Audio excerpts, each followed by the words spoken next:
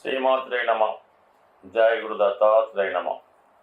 ఈ వీడియోలో మనం మే 14వ తారీఖు రాత్రి సుమారు 10 గంటల 30 నిమిషాల ప్రాంతంలో వృషభ రాశి నుంచి మిథున రాశిలోకి మారబోతున్న గురుగ్రహ ప్రభావం వివిధ రాశుల మీద ఏ విధంగా ఉంటుంది అని తెలుసుకునే ప్రయత్నం చేద్దాం. ముఖ్యంగా గురువు అత్యంత శుభగ్రహం. గురువు యొక్క కారకత్వాలు సంతానకారకుడు, ధనకారకుడు, జ్ఞానకారకుడు. అలాగే మనం గత జన్మలో చేసుకున్నటువంటి పుణ్య ఫలితాన్ని ఈ జన్మలో మనకు అందించే ప్రయత్నం గురుగ్రహం వల్ల జరుగుతూ ఉంటుంది. మనం ఈ జన్మలో చేసుకున్నటువంటి పుణ్య కార్యక్రమాలు, ధర్మ కార్యక్రమాలన్నీ కూడా గురువు మనకి వేరే రూపంలో అనుగ్రహించడం జరుగుతూ ఉంటుంది. అలాగే గురువు ఒక శుభగ్రహ రాశిలోకి ప్రవేశించినప్పుడు ఆ శుభగ్రహం యొక్క రాశి ఫలితాలను కూడా కలిపి మనకి అందించడం జరుగుతూ ఉంటుంది. మరి ఇప్పుడు గురువు ప్రవేశిస్తబోతున్నటువంటి మిథున రాశి, అది బుధుని యొక్క స్వక్షేత్రం. బుధుడు ఒక విద్యార్థి లాంటి వాడు అన్నమాట. చాలా యువకుడు అవటం వల్ల విద్యార్థిగా ప్రతిదీ తెలుసుకునే ప్రయత్నం బుధుడు చేయడం జరుగుతూ ఉంటుంది. అలాగే విద్య, ఉన్నత విద్య, టెక్నాలజీ బుధుడు కారకత్వాల్లో ఉంటాయి.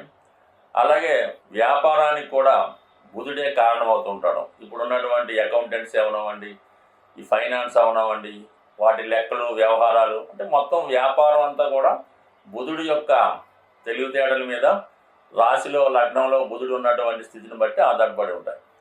అటువంటి బుధుడు రాశిలోకి గురుగ్రహం ప్రవేశించడం వల్ల ఇది ఎక్కువగా విద్యార్థులకి చాలా ఉపయోగపడుతూ ఉంటుంది, వ్యాపారస్తులకి ఉపయోగపడుతూ ఉంటుంది. ముఖ్యంగా వ్యాపారం అభివృద్ధి చెందుతూ ఉంటుంది, మనీ రొటేషన్ పెరుగుతుంది. దానివల్ల ఏంటంటే జనులందరికీ కూడా ఈ ఫలితాలు అందడం జరుగుతూ ఉంటుంది. వాణిజ్యంగా ఒక రాష్ట్రమో, ఒక దేశమో, ఒక నగరం ఎదిగినప్పుడు అందులో ఉన్న వారందరికీ ఏ విధంగా ప్రయోజనం కలుగుతుందో ఈ సమయంలో కూడా అందరూ జ్ఞానవంతులై, విజ్ఞానవంతులై మంచి కార్యక్రమాల యందు ఆసక్తి చూపడం జరుగుతూ ఉంటుంది. ఆ కారణాల వల్ల మరి బుధుడు యొక్క రాశిలోకి గురుగ్రహ ప్రవేశం ఏ ఏ రాశుల వారికి అనుకూలంగా ఉంటుంది అనుకున్నప్పుడు, సాధారణంగా గురువు కేంద్రాల్లోకి వచ్చిన, అంటే 7, 10, 4 వచ్చిన కోణాల్లోకి వచ్చిన, అంటే 5, 9లోకి వచ్చిన అనుకూలిస్తాడు. అలాగే ధనస్థానంలోకి, లాభస్థానంలోకి వచ్చినప్పుడు విశేషంగా ధనం ఇవ్వడం జరుగుతూ ఉంటుంది.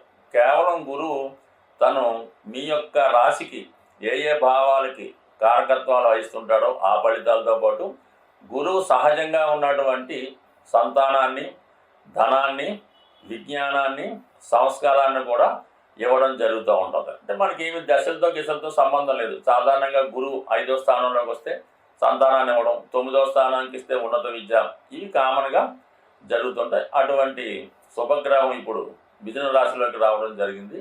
మరి మిథున రాశిలో ఏ గ్రహం వచ్చినా కూడా దాని యొక్క ఫలితాలు చాలా తొందరగా ఇవ్వడం జరుగుతూ ఉంటుంది. అంటే బుధుడు అతి శీఘ్రంగా ప్రయాణించే గ్రహం, అంటే చంద్రుడి తర్వాత వేగంగా ప్రయాణించే గ్రహం బుధ గ్రహం. అటువంటి బుధ గ్రహంలోకి, బుధుడి యొక్క రాశిలోకి గురువు రావడం వల్ల కంపల్సరిగా రావడమే అటు విద్యా వ్యవస్థ బాగుపడుతుంది, వ్యాపారం పెరుగుతుంది, మీడియేటర్గా ఉన్న వాళ్ళందరికీ కూడా చాలా అనుకూలంగా ఉంటుంది. ముఖ్యంగా విదేశ వ్యవహారాలు బాగా చక్కబడే అవకాశం ఉంది. మరి ఇదే సమయంలో గురుగ్రహం ఏదైనా ఒక రాశిలోకి ప్రవేశించినప్పుడు ఆ ప్రవేశించిన రోజు నుంచి పుష్కరాలు ప్రారంభమవుతాయి. అంటే పుష్కరాల్లో ఏ నదికి పుష్కరం వస్తే ఆ నదిలో స్నానం చేయడం వల్ల మరి వ్యక్తుల యొక్క పాపాలు నశిస్తాయని, వారి యొక్క పెద్దలు సంతోషిస్తారని, మరి జాతకుడు పరిపూర్ణంగా ఉండడం జరుగుతుంటుంది. మరి ఈ సంవత్సరంలో మరి ఇప్పుడు గురువు మారడం వల్ల సరస్వతి నదికి పుష్కరాలు రావడం జరుగుతూ ఉంది. ఇది కూడా ఒక విధంగా మరి విద్యార్థులకి, వ్యాపారస్తులకి అనుకూలంగా ఉంటుంది. కాబట్టి మీ యొక్క రాశులను బట్టి మిగతా గ్రహాల స్థితిని బట్టి వీళ్ళున్న వాళ్ళు అంటే కేవలం ఈ పుష్కరాలు వచ్చినప్పుడు సరస్వతి నది అనుకోకుండా అవకాశం ఉన్న వాళ్ళు అక్కడ స్నానం చేయొచ్చు. లేని వాళ్ళు ఆ 12 రోజుల్లో ఏదో ఒక పుణ్య నదిలో కూడా మనం స్నానం చేసినా ఆ ఫలితం మిగతా వాళ్ళందరికీ కూడా రావడం జరుగుతుంటుంది. కాబట్టి ఇది ఒక రెమెడీ లాగమాట. మనం ఏదన్నా గురుగ్రహం అనుగ్రహం కావాలంటే ఈ పుష్కరాలు జరిగే సమయంలో నదీ స్నానం చేయడం వల్ల జాతకుడి యొక్క పుణ్యం మరింత బలమై జాతకుడు ఇంకా ఆరోగ్యంగా, ఐశ్వర్యంగా, ఆనందంగా ఉండే అవకాశం ఉంటుంది. మీనరాశి వారికి మిథున రాశిలో ప్రవేశించినటువంటి గురువు ఒక విధంగా వీళ్ళ యొక్క అదృష్టం మారబోతుంది. 4వ స్థానం అంటే మదరు, మనశ్శాంతి, విద్య, వాహనం, అలాగే మీ యొక్క క్యారెక్టరు, నడవడిక, ఇంట్లో వాతావరణం ఏ విధంగా ఉంటుందన్నది 4వ స్థానం బట్టి చెప్పడం జరుగుతూ ఉంటుంది. జీవితంలో ఎవడన్నా సుఖపడాలన్నా, సుఖంగా నిద్రపోవాలన్నా, మంచిగా వాళ్ళు ప్రయాణం చేయాలన్నా 4వ భావం కరెక్ట్గా ఉండాలి. అంటే కొన్ని భావాలు కొన్ని టైముల్లోనే వాటి ప్రభావం చూపించడం జరుగుతూ ఉంటుంది. కానీ చతుర్థ భావం ఆ విధంగా కాదు. బాల్యం నుంచి మరణం దాకా చతుర్థ స్థానం మనకి ఎల్లప్పుడూ తెలియజేస్తూ ఉంటుంది, చెప్తూ ఉంటుంది. అంటే పుట్టినప్పుడు మదరు, తల్లిగారి పెంపకం, ఆమె నేర్పే విద్యాబుద్ధులు, ఆవిడ మనకి పెట్టినటువంటి ఆహారం, అలాగే స్కూల్లో ప్రవేశించడం, విద్య నేర్చుకోవడం, విద్యాబుద్ధులు ఇవన్నీ చతుర్థంలో వస్తాయి. దాని తర్వాత విద్య కంప్లీట్ అయిన తర్వాత ఉద్యోగంలో ఎటువంటి ఉద్యోగాన్ని అంటే కంఫర్టబుల్గా సిట్టింగ్ ఆఫీస్లో కూర్చొని చేసే ఉద్యోగమా, బరువులు మోసే ఉద్యోగమా, తిరుగుతూ చేసే ఉద్యోగమా, విదేశంలోనా స్వదేశంలోనా, తల్లిగారికి దూరంగానా, అది కూడా చతుర్థ స్థానం చెప్తూ ఉంటుంది. దాని తర్వాత వివాహం అయిన తర్వాత భార్య యొక్క ప్రవర్తన ఏ విధంగా ఉంటుంది, మీ యొక్క సంసారం ఏ విధంగా సాగుతూ ఉంటుంది, ఇంట్లోకి వెళ్తే స్వర్గంలా ఉంటుందా నరకంలా ఉంటుందా అన్నది అక్కడ చెప్తూ ఉంటుంది. వివాహం అయిన తర్వాత మీరు మీ సంసారంలో, మీ కుటుంబంలో, మీ ఇంట్లో మీ తల్లిగారికి ఎంత విలువ ఉంటుంది, ఆవిడకి ఎంత గౌరవం ఉంటుంది అన్నది కూడా చతుర్థం బట్టి చెప్తుంది. ఇంకా దాని తర్వాత పెళ్ళైన తర్వాత సొంత గృహం కట్టుకోగలరా, అద్దింట్లోనే ఉంటారా, లేదంటే ఏదన్నా మంచి బంగ్లా ఉంటుందా, అపార్ట్మెంట్ ఉంటుందా, డబుల్ బెడ్రూమ్ ఉంటుందా, లేదంటే కేసీఆర్ ఇచ్చిన ఇల్లు ఉంటుందా, అది కాకపోతే పూరి గుడిసె ఉంటుంది అన్నది కూడా చతుర్థం బట్టి చెప్తుంది. అది అయిపోయిన తర్వాత శేష జీవితం ఆధ్యాత్మికంగా గడుపుతాడా, పిల్లలంతా బాగా చూస్తారా, చివరి జీవితంలో ఇతనికి ఏమన్నా ఫుడ్ పెడతారా, ఇది కూడా 4వ స్థానం బట్టి ఆధారపడి ఉంటుంది. దాని తర్వాత చివరికి జీవన ప్రయాణం ఎండింగ్లో కూడా ఇతని సంస్కారాలు ఏ విధంగా జరుగుతాయి, గౌరవప్రదంగా అంతిమ క్రియలు జరుగుతాయా, లేదంటే పక్కన వాడేస్తారా, ఇది కూడా 4వ భావాన్ని బట్టి ఆధారపడి ఉంటుంది. అంటే ఇది ఇంతగా చెప్పాలంటే ఇప్పుడు గురువు 4వ స్థానంలో ప్రవేశించాడు కాబట్టి ఎప్పటి వరకు మీరు ఏ స్థాయిలో ఉన్నా, అంటే ఏ స్టేజ్లో ఉన్నా అవి మీకు అనుకూలంగా ఉంటాయని చెప్పడం జరుగుతూ ఉంటుంది. మరి ఈ గురువు జీవకారకుడుగా ప్రతి సంవత్సరం ఒక రాశి మారుతూ ఆ రాశిలో ఉన్నటువంటి సమస్యల్ని పరిష్కరించుకుంటూ మళ్ళా జాతకుడిని ఒక మంచి మార్గంలో పెట్టడానికి ప్రయత్నం జరుగుతూ ఉంటుంది.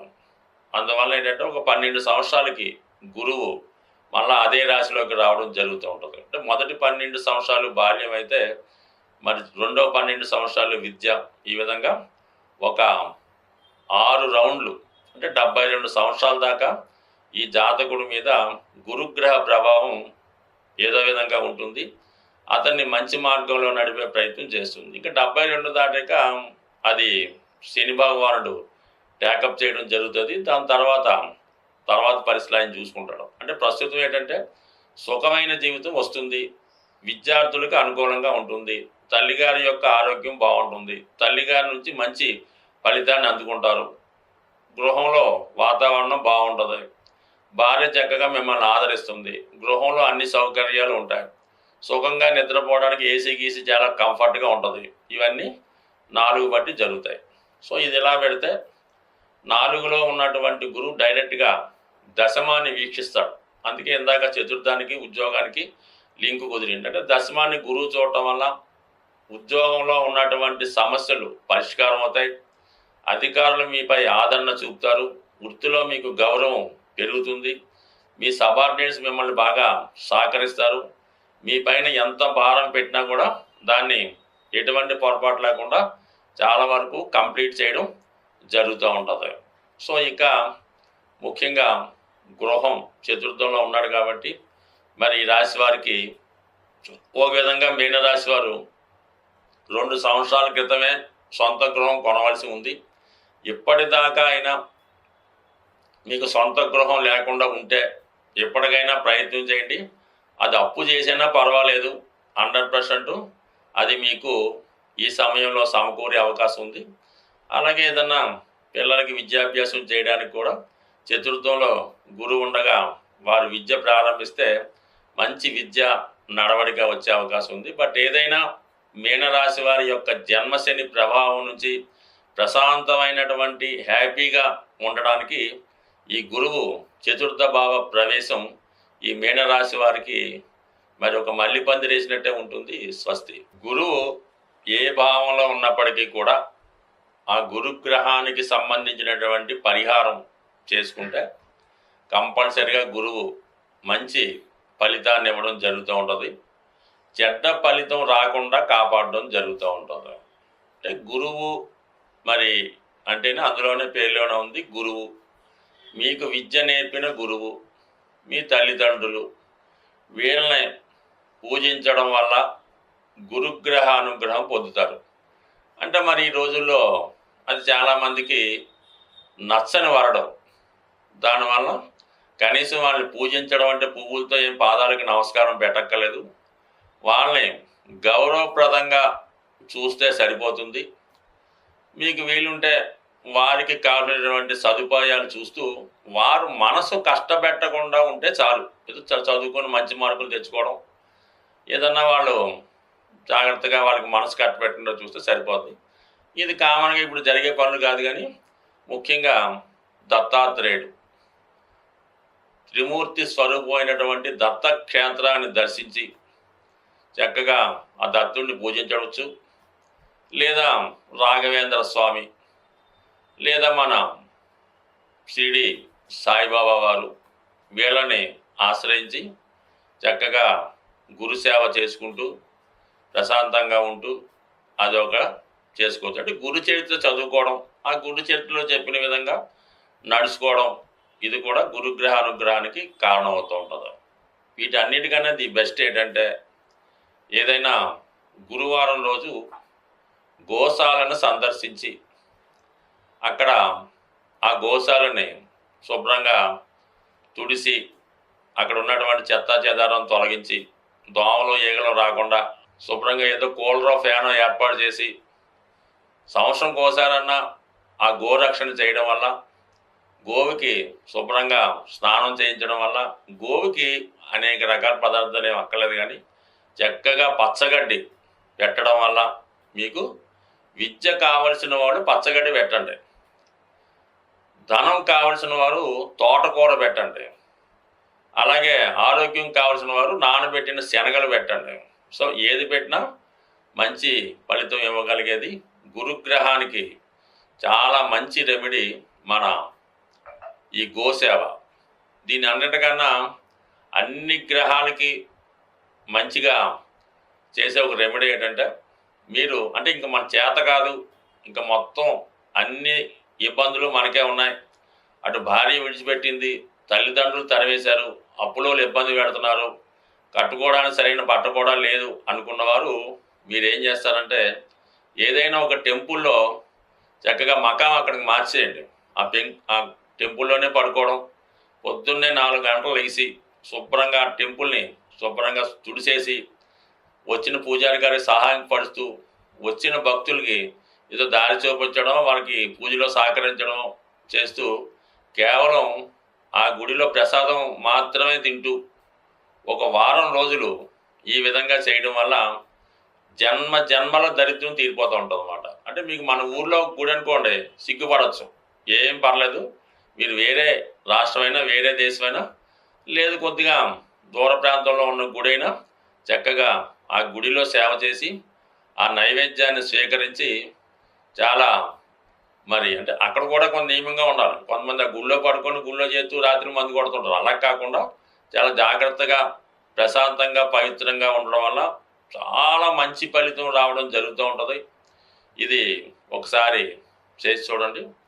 మరి ఈ మధ్యనే ఒక గురువుగారు నాకేం చెప్పారంటే, మనకి శ్రీశైలంలో కొన్ని ఆశ్రమాలు ఉంటాయి. ఋషులు లాంటి వాళ్ళు ఆశ్రమాలు చేసుకుని వచ్చిన వాళ్ళకి భోజనాలు పెడుతుంటారు. అటువంటి ఆశ్రమంలో కూడా మీరు అంటే ఇటువంటి ఇబ్బందుల్లో ఉన్నవాళ్ళు అక్కడ ఆశ్రమంలో చేరిపోయి వాళ్ళకేం డబ్బులు కట్టక్కర్లేదు. అక్కడ ఆశ్రమంలో సేవ చేస్తూ అక్కడ ఉన్నటువంటి మిగతా వాళ్ళకి సేవ చేస్తూ వాళ్ళు పెట్టింది తింటూ ఒక వారం రోజులు ఉన్నా కూడా ఎటువంటి ఇబ్బంది అన్నా పోయే అవకాశం ఉంటుంది. స్వస్తి.